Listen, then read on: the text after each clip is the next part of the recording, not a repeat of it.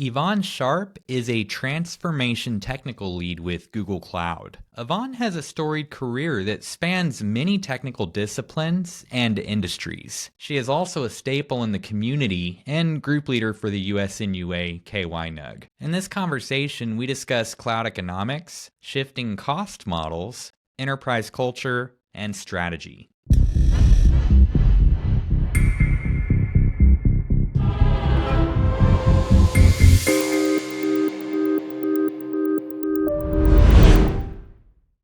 Eyvonne Sharp, how's it going today?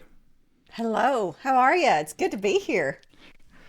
Doing good. I'm happy to be inside right now because you know what? We're kind of live somewhat close, and it's gotten cold outside. It's not warm anymore. It's dreary and damp right now, right? It's that I just hit my microphone. Sorry about that. It's the fall. I'm leaving that in the recording.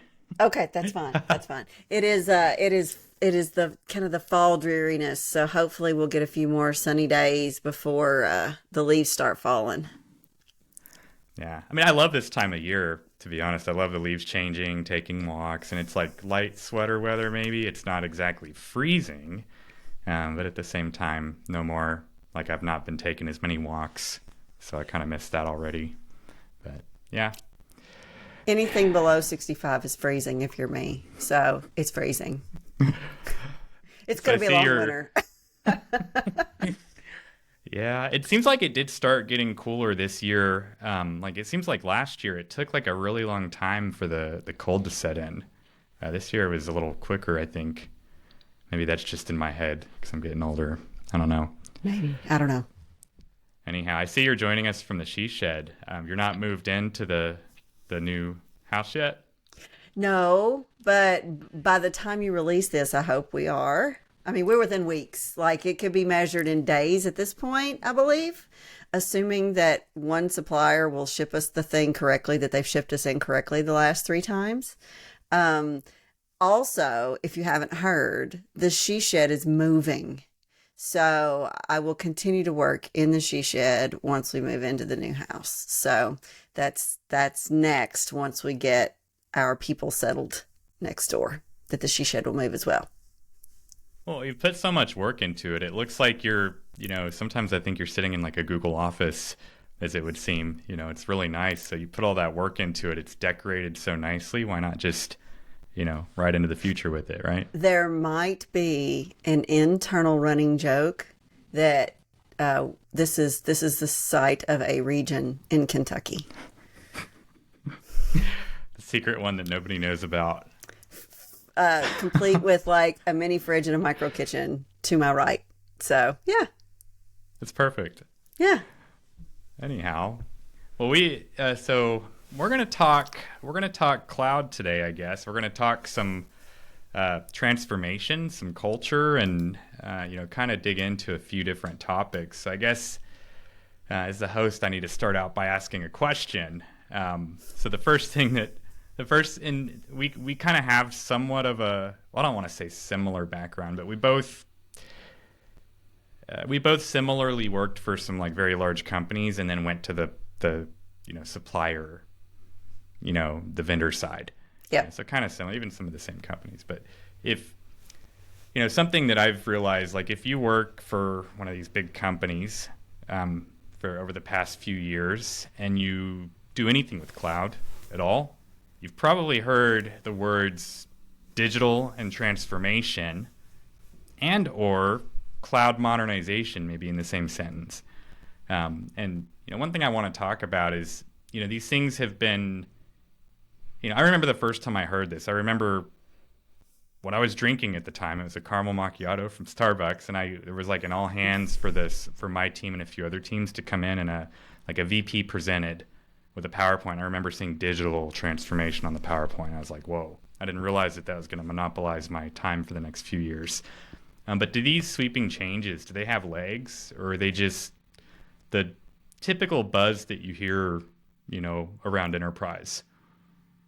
What do you think? Well, so it's an interesting conversation because we act like transformation is a thing that starts and then ends. I think one of the things that's important for, especially as technologists, for us to remember is that really the healthiest organizations are always in this constant state of change and transformation. And I think what can happen is when things are relatively static economically, relatively static in your business model, then an organization settles into some patterns. And over time, those patterns don't work well anymore. Not necessarily, but not even necessarily because they're broken, but because the world changes. And so as the world changes, our organizations need to change to meet those needs. If you look at, back in the dark ages when Amazon only sold books, the Walmarts and the Targets of the world operated very differently. But Amazon bursts onto the scene, changes the way that people buy and sell goods at a massive scale. And then those retailers have to change. And so when we talk about transformation in its purest form, I think we have to keep in mind that it's typically driven by something going on in the business, and whatever we were doing in the past either isn't working or needs to be more efficient, or there's some larger outcome beyond like change for the sake of change. And I think when we approach it that way, we're going to be more effective for organizations. There's always a tendency, we've joked about buzzword bingo for years in the industry. And of course, some executives are going to be like, oh, transformation is the thing. So of course we're going to transform. But I think it's important to take a step back and look at what's behind the transformation, why, and what things are going on in the larger marketplace to fuel that kind of change. Those are some good points. And really, like if you're new in technology or you're coming to work for a bigger company and you're getting involved with things, I remember, when I was younger coming in and just thinking, wow, I'm trying to help like move this ship in a different direction, but there's just so many things to move. There's so much process. There's so many people. There's so many teams. And to be successful, you kind of have to move together a little bit, and you have to have like a top-down vision that will allow you to do so. Because if at the top end you're saying, hey, we want to digitally transform and we're going to do X, Y, and Z, but then we don't want to change anything to get there, then it's probably not going to work as well as you think. Yeah, and organizations have inertia, and I talk about Westrom a lot. Westrom's typology for organizations, and there are basically three different classifications for organizations. One is pathological, which basically means it's a power-driven organization where people make decisions in a lot of ways that just don't make sense. They're either for the personal power of the individual, or they're based on something other than the good of the organization. And then there are bureaucratic organizations where basically the culture is driven by bureaucracy. We're structured this way. We do these things. We have this process, and we do the process because it's the process. And a lot of times people don't think beyond, well, this is just the way we do it. And then there are generative organizations, which in generative basically refers to organizations that are listening to their people that are in this constant state of change, like I was talking about. I think I've seen enough large companies now that I really believe the most storied organizations that have been around are always going to trend toward bureaucratic. Because once you have a few 100,000 people on payroll, you got to have a way to keep all those people organized and working in the right direction. And so what we have to think about is what parts of that bureaucracy and the struggle of and the structure of our organization need to change, what parts are working, what parts aren't working. And then you have to focus all of those different parts of the organization toward a larger goal. It can't be because this is something this person wants to put on their resume and then they're going to leave in 3 years, which happens more often than any of us would like to admit. You've got to be doing it in service to a larger thing. 100%. Yeah, I've been following your recent Packet Pushers blogs. You've written some really good stuff. One of them specifically, though, like I've gone back and probably read a few times at this point, but it was the the people aren't stupid because they don't understand what you're doing or they don't understand technology or something That's like right. that. Yeah. And that's packed full of wisdom. One of the good points in that blog was something that I really have been actually trying to focus on myself like a really long time is focusing on people's strengths. Like I think, we live in this culture, especially now, that's increasingly it's just keyed in on the negative, like that gotcha. Like, oh, they said one thing that was wrong, or they're not good at this one thing. We want to like magnify that. And, instead of like focusing on their strengths. And it's a terrible way to live, and focusing on negatives of an individual or an organization doesn't get you anywhere. And you make a point of stressing to, I guess, understand like where a person's weaknesses are. Like, yeah, you want to be cognizant of them, but you don't want to focus on them. You want to focus on the strengths and let that define them and use that as a driving point, which I thought is just really good. Well, and we all tend to get myopic. Like we are in our own world. We have our day job. We have the people that we are surrounded with. We are each, we are absorbed deeply in a particular set of problems. And I think I got some feedback recently within the last month or so, which has forced me to kind of step back and realize some of my own myopia, right? Where I'm really looking at the world through the lens of my organization and the challenges that we face. And blind spots, we call them that because we really can't see them. They're blind to us. And until we look at something from a different perspective, we're not going to see it. And I think, understanding the perspective of different teams within the organization. Now, there are going to be folks who are just self-serving, like that exists. But you can also find people who really want to do good for the organization, who really want to move things forward.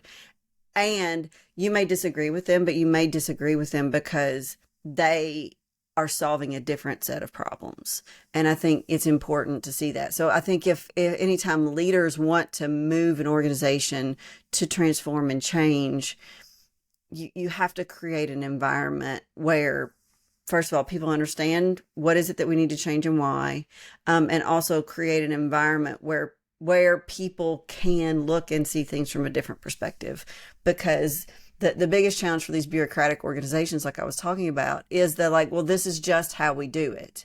And folks get really uncomfortable. Not all of them, most of them, most people get really uncomfortable when you start upsetting their daily rhythms. And you have to make it worth it for people to do that. Yeah, 100%. And one thing too, it's realizing that if you work, the bigger the company that you work for, the more baggage it seems like comes along. They've been around for a while. They've got a lot of stuff that they've acquired over many, many years. And you come in thinking it's kind of a young, like I remember I used to be this way. I'll just be plain, honest about it, where you come in and you think you know better than, everybody that's been steering this organization for so long. And yeah, there's going to be a lot of things that are wrong. Of course, you've got a ton of people. You've been, doing this for a really long time, but you've got to understand this business got here by doing something, and you're new. You need to come in and you need to learn about that business. Why did they get here? Like, what are some of the problems, and how did they get to, having those problems? And, what are the solutions that you can offer, to try to fix them, instead of saying, hey, I know everything, and you're doing everything wrong, and, getting mad and maybe just like leaving and things like that. It's tough. But the longer you're around, the more you realize, the more you're willing to soak in and understand, okay, this is bigger than me and my opinion sometimes.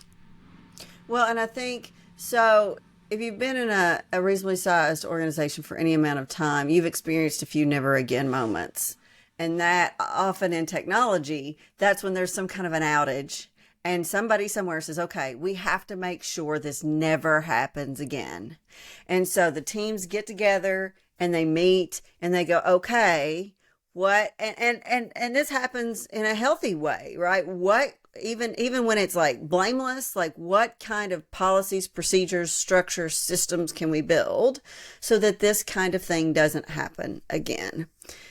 But then over time, like you've got all these never layers of never agains that get created.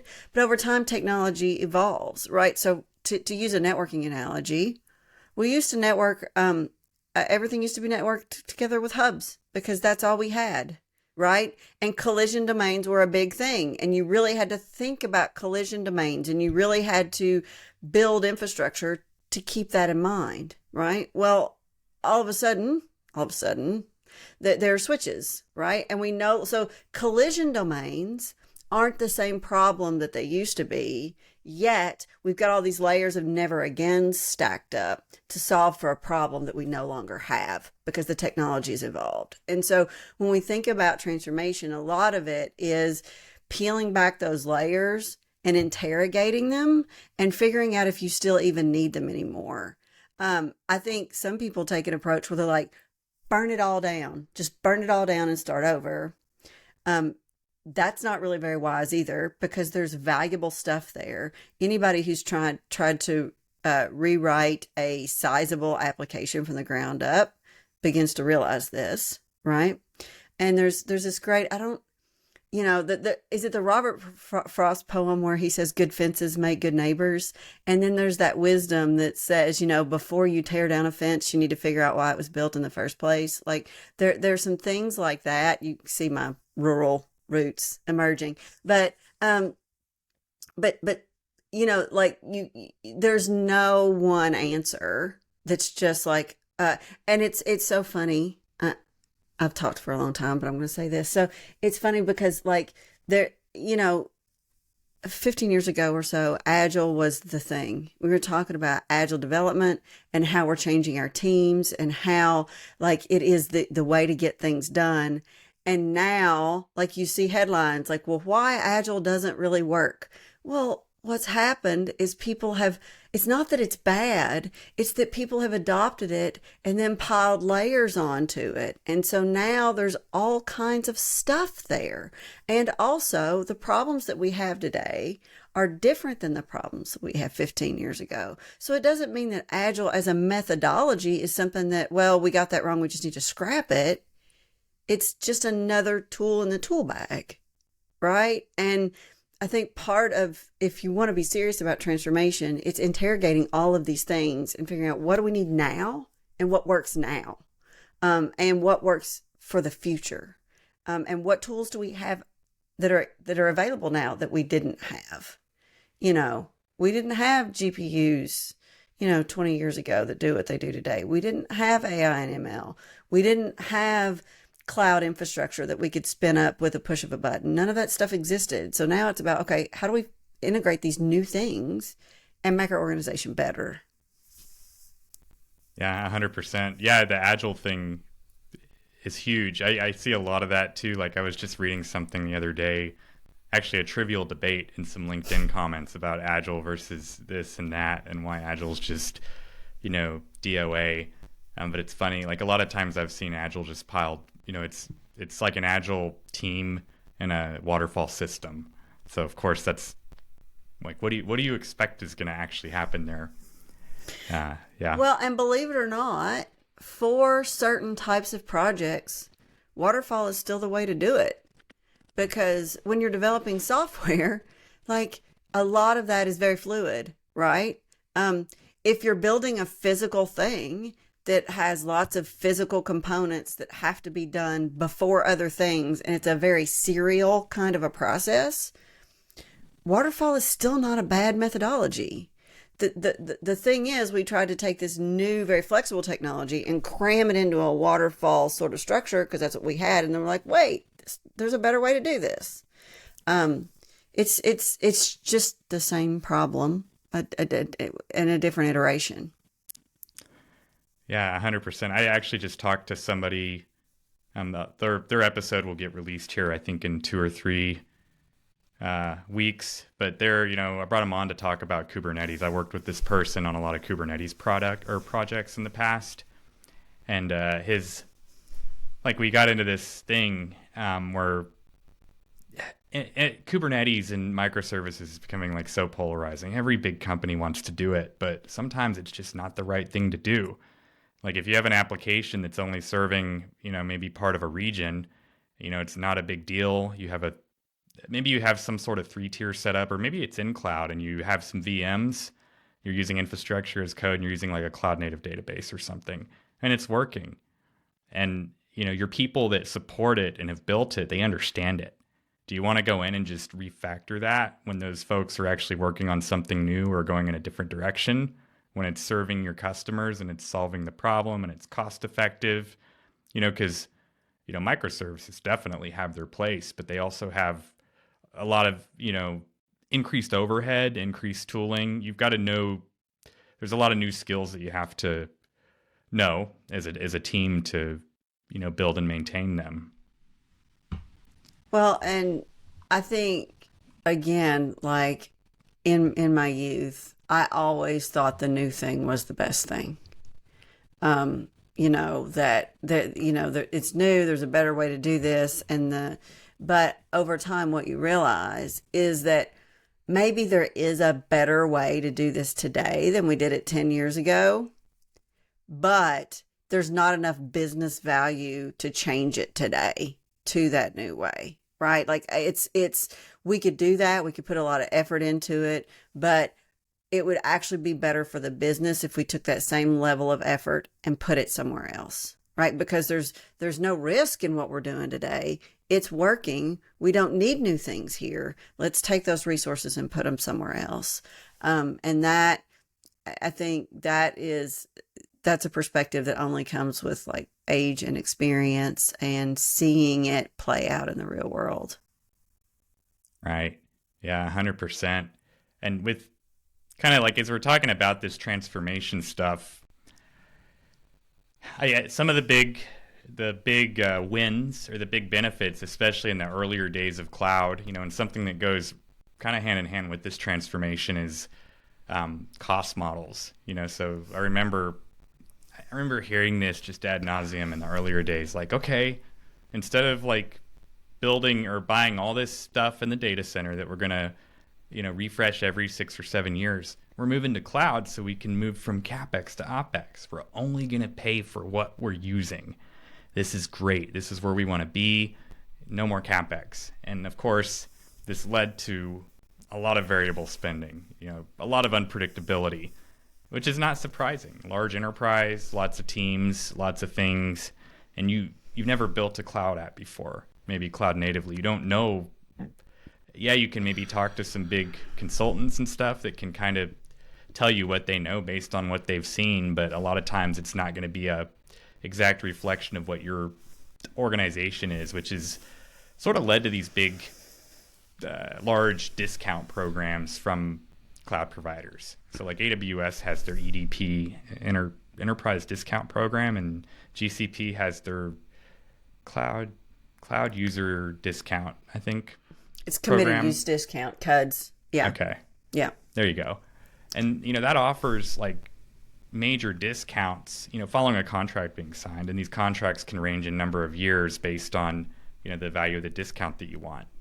So many orgs are struggling with that shift of, okay, is this even a conversation anymore? What is truly OpEx? What is truly CapEx? We're still maintaining a very heavy CapEx data center while we're modernizing. Like our spend is going up and we're not getting anything from it. How do you see this evolving, the enterprise evolving with these changes? Yeah, we talk a lot about bubble costs in my world, which is like what's the cost to maintain the old stuff while we're building the new stuff, because we can't just turn it all off. And then, and customers who do that well are those who really program manage the heck out of their migrations, and they're like they really have a handle on what they're really doing. I used to be pretty negative on project managers. I think I have a whole new respect for that entire discipline and what they do and the importance of good project program managers. At the same time, when you're talking about cloud costing, this again, I think, just as a theme for the day, One of the challenges that's happened is we've tried to change how we're deploying technology, in one sense, without holistically approaching our mentality for doing it. So for years and years and years in our data centers, we over provisioned. We over provisioned because we'd already bought the compute, storage, and networking, and so it was sitting there doing nothing. The business had peaks and valleys, and to avoid one of those never again moments where we ran out of storage capacity or where we didn't have enough compute to handle Black Friday, we just over provisioned. And the relative cost to do that was very, very small because we'd already bought the gear. We were already paying for it. Maybe there's some additional power consumption, which doesn't hit IT's budget anyway, like things like that. But now, when, yes, it sounds great that, hey, and in a lot of ways it is great, we are going to be paying for only what we use. That means if you're still in that mentality of over provisioning, then you are really overpaying. And which is why now we have the whole FinOps discipline, to begin with. But it is like the organization has to holistically shift how they're thinking about how they're going to deploy. Their technology has to be built to scale automatically, and then they have to not over provision. And I think I hear these, like, is the cloud's not really cheaper? Well, first of all, you shouldn't move to cloud just because it's cheaper. There should be other advantages there. But second, it may not be cheaper because you're trying to do cloud the way you did on-prem, and that's a recipe for disaster. Yeah, I think part of that stigma was actually maybe partially driven by some of the earlier cloud provider guidance they needed more business, so they were really trying to convince you to lift and shift as is. Like, look, you can have a major advantage by just getting these workloads out of your data center and stuff. But I think that changed, not slowly, actually pretty fast, where, there was a realization that, this isn't cost effective, and, okay, we got it up here, now what? What are we going to do with it? Because it's running now. Well, and that goes back to my program project management statement, right? Because if you are running workloads into environments, that's the most expensive way to do it, right? So there's an argument that can be made hey, we want to evacuate an entire data center. We want to get everything out of there. We want to shut it down. And then we're going to start modernizing. That is a valid approach, and it works for a lot of folks. I think the thing that you have to have is the discipline to see that through, right? If you stop halfway through, you move a few workloads, but man, there's this one thing that we really just can't get rid of.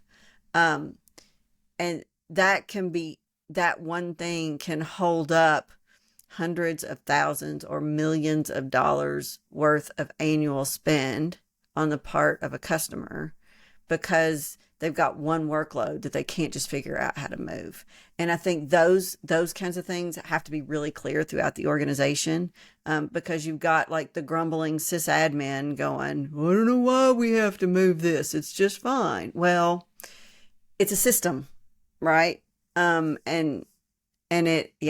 so you have to think that in those terms.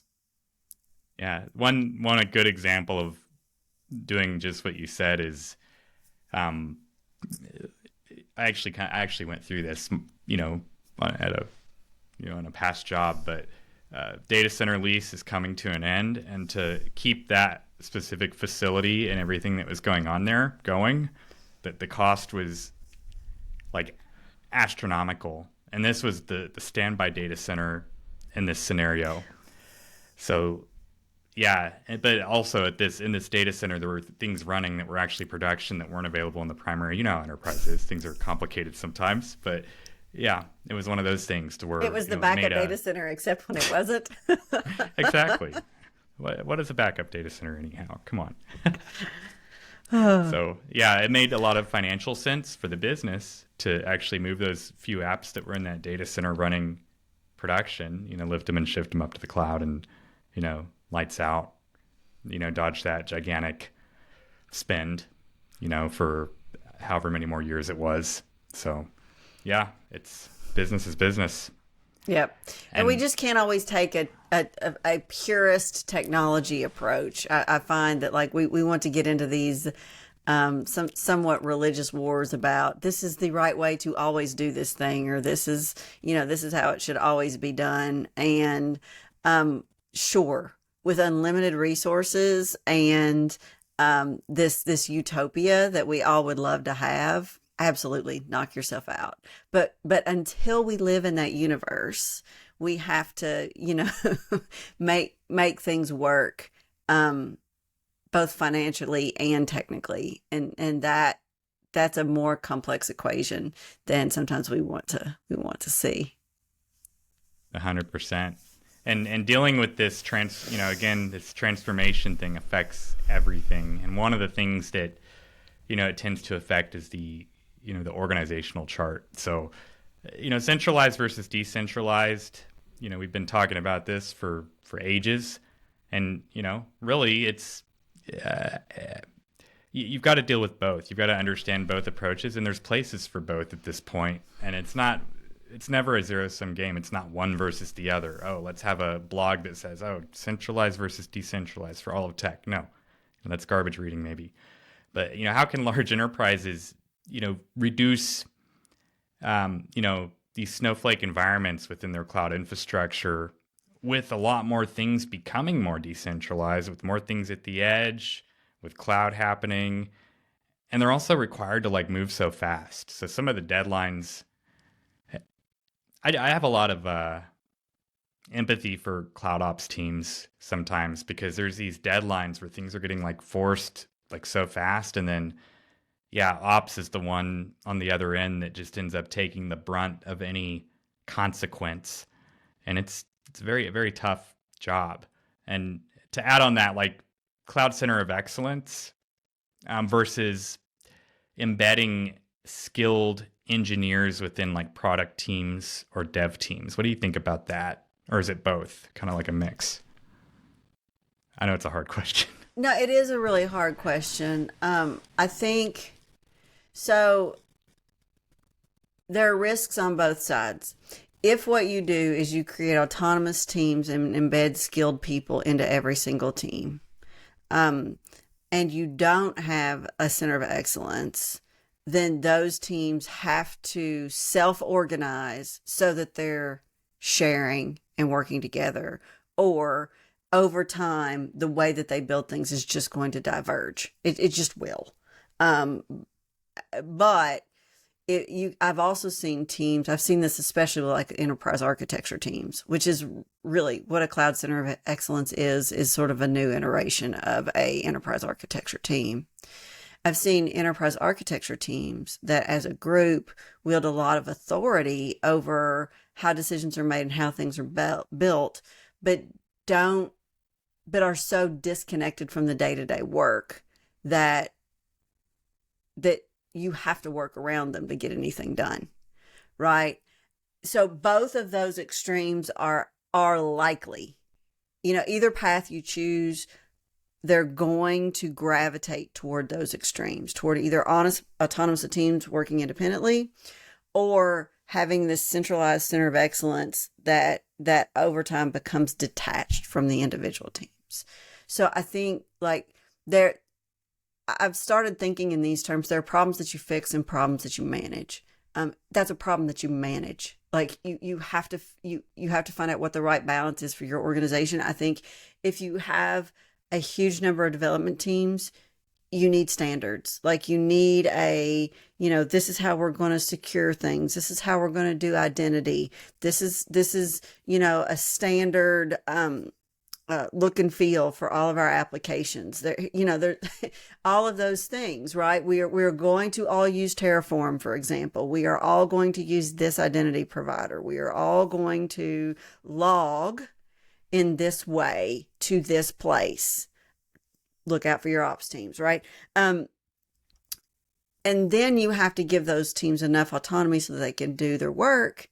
And then they all have to work together. And so some of the most successful companies that I've seen have an annual internal summit where they get all those teams together, where they openly, frankly share about the problems that each of them are experiencing, and then they try to collectively solve those problems together. What that takes is very aware leadership to make, and leadership, first of all, willing to create a culture where that can happen, and willing to invest to get all those people together and do that work and see the value of it. So to me, that's the best way I've seen it done. It is still imperfect. There's still friction points. There's still things that don't work, but it's better to do that than not. That was a lot. Well, that's awesome. I haven't actually heard that before. That is really cool. That at least like an actual enterprise, and the way that we define enterprise would do something like that. Because it brings. That's just really cool. I wish I would have worked for an enterprise at some point that did something like that. But yeah, it brings you to the table. So if you do have, it gives you the opportunity to talk through these things with others and to make, to raise visibility to maybe certain problems that you're having that, you've had problems raising in the past. And yeah, when you get folks together and you give them a venue to talk through these things, usually great things tend to happen. And if it's part of the culture, then wow, that is awesome. Well, and again, the human element is that if you've got to do a lot of work to keep, those center of excellence teams or those enterprise architecture teams, you've got to do a lot of work to keep those teams in a mindset of being their role is to serve the development teams. They're not there to dictate. They're there to serve and to make their jobs easier and to make the whole system work better. And I think that's really hard to do, because if those other people would just do things the way that they ought to do them, things would be better. And that's how most of us approach the world. And that's our natural bent. And again, it just takes constant awareness and effort to push back on that. And we will, hopefully, we work with enough people and know enough people who will go, you're getting a little full of yourself here. You need to dial it back. And hopefully we'll be able to hear that message. But ultimately, it still boils down to that human element. It's hard. Yeah. And it takes work. It really constant is. Work. 100%. And, nobody can be an expert at everything, too. We all have our different focus areas. And it's good to branch out of those, your comfort areas. I think you write about that a little bit in one of your blogs, too. I can't remember which one. But get out and, get out of your discipline. Understand what's going on around you. That can be really valuable, not just for your career, but for your team, for the department, for the organization. It snowballs in value. It's really cool. Yeah. And there's a distinct, I know that when I first started getting really heavily focused in cloud many years ago, there was this idea that you had these these full stack engineers, and they could build the infrastructure, they could build all the stuff for the application, they could just do everything. They were experts. They knew everything. If you looked at some of these job descriptions, it would be interesting to meet whoever was an expert at all these things, the geniuses, but this kind of beautiful relationship, if you think about it in the context of network and security engineering, networks are very friendly. They want everybody to be there at the party. They're socializing, they're happy. Free and the security packets. is a little more Free the exactly. packets. There you go. Fast and free. In the digital frontier. Let's That's roll. right. And security is a little more antisocial. They're kind of in the corner. Why should I talk to you? Yeah. Why do I need to talk to anybody. you? Yeah. Yeah. You have to prove to me that I should talk to you. Yeah. But in the past, so when you had perimeter, that was a good separation. It's good to have some sort of, I don't want to say friction, but sometimes it was a friction. But yeah, we're advocating for this and this is why. We're advocating for this and this is why. And, but you're almost seeing these sort of collapsed in the same teams a lot of times, network and security engineering. And when you look at cloud, though, you have this relationship with core infrastructure, infrastructure that is like maybe usable across all your teams. Like there's some shared infrastructure that's definitely going to stay, and it's not tied to the application. But then you have everything above that, and historically we're seeing like, okay, you have a team that's just handling all of it, but now it's almost getting separated. Like you have maybe the Cloud Center of Excellence, which is the core infrastructure, and they're handling all that. And then you have a layer on top of that, which is like the services, and the development teams or the cloud teams are handling that stuff, or the dev teams, whoever. What do you think about this? Is this just kind of going to be variable in the future and back to the, okay, what fits your business, or is there any silver lining there? Well, you mentioned full stack engineer, and I was at the first time I ever heard that phrase in earnest was at an ONUG, and they were talking about a full stack engineer and what's a full stack engineer look like, and of course, executive leadership loves that idea because I can have fewer people who can do all the things, but at the same time, the technology, we are abstracting some things out of the stack, but at the same time, we are adding more complexity at different layers of the system. And it's just, you just can't know it all. And you have to have a team of people. So the full stack engineer, like it's just a rare human being that has the capability to do all of that. And the vast majority of other folks are either like going to be faking it, or the whole system is relatively simple. At some level you can keep it all in your head and understand it all, but eventually you get to a level of complexity where it's just not possible.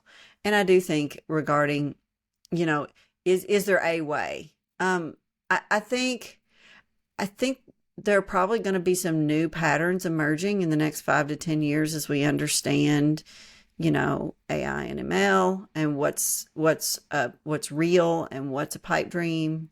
And as the technology evolves, and as compute capability continues to increase, and as we get more GPUs on the marketplace, I think there's another sea change coming.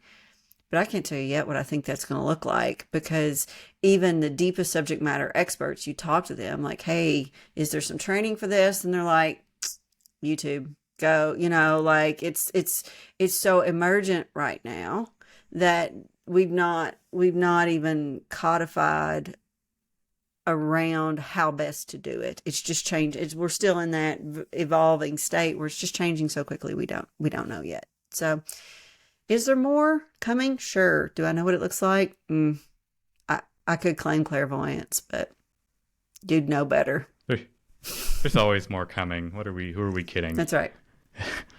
We got to wrap it up soon, but I'm gonna throw out a few bullet points, and I want to just I want some hot takes, Eyvonne. I want some quick, just throw something out there. So I was reading this, like a write-up from Cloud Zero the other day, and it was referencing all these different points on cloud cost, and I just thought it was interesting.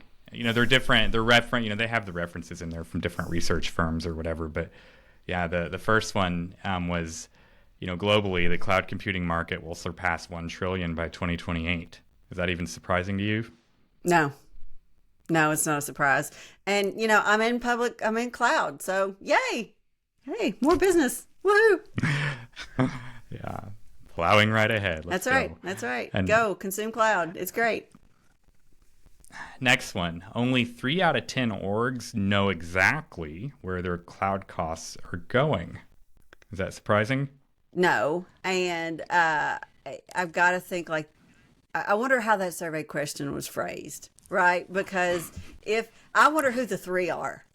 Who are the 3 of you that say you know exactly where your cloud costs are going? I want to meet you, and I want what you're having.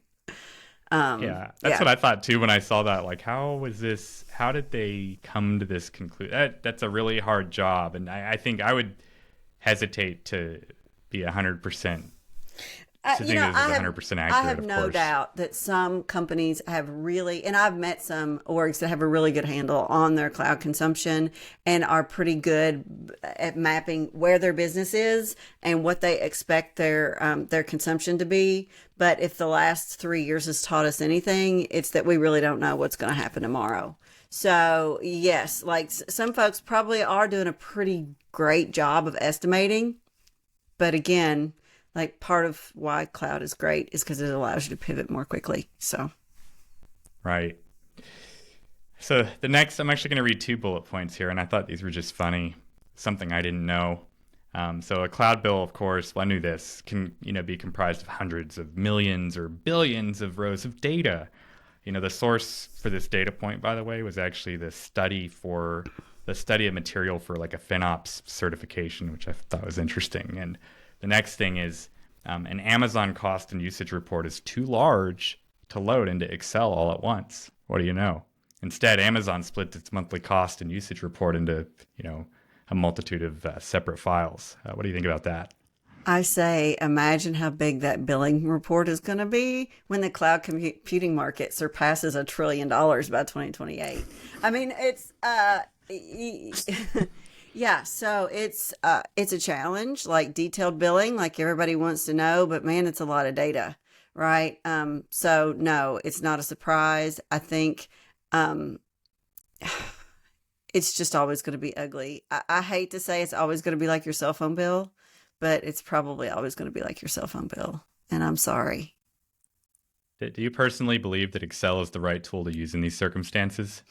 No, I do not. And so a lot of what we do and what our customers do is they put their billing data into BigQuery, which is our data and analytics tool, right? They put it in there and that can handle it.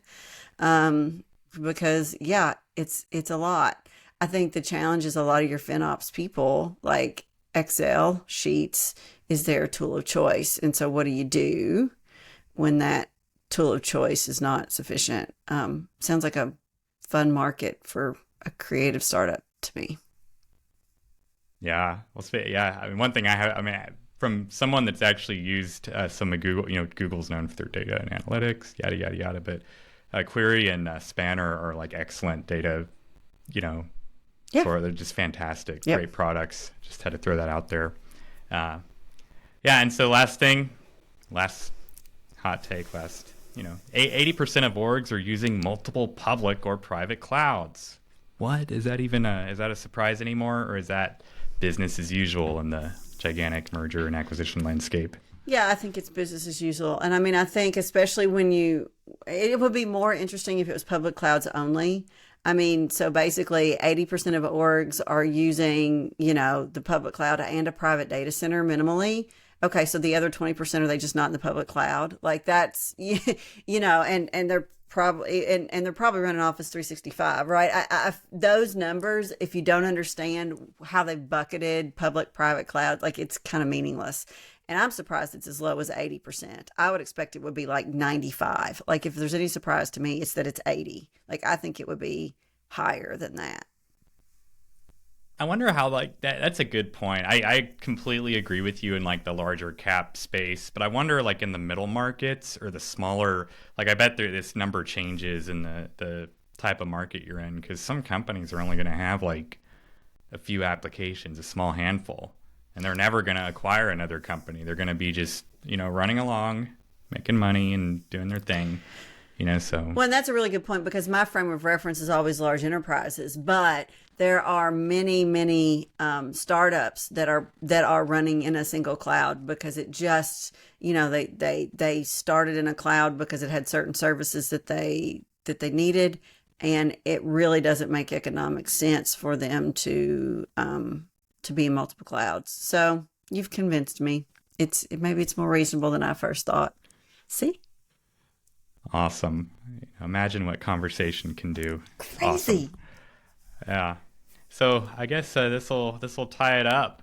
Where can I think everybody knows where to find you at this point, but I've got to ask it because it's just what you have to do on a podcast. Where can people find you? Yeah. No.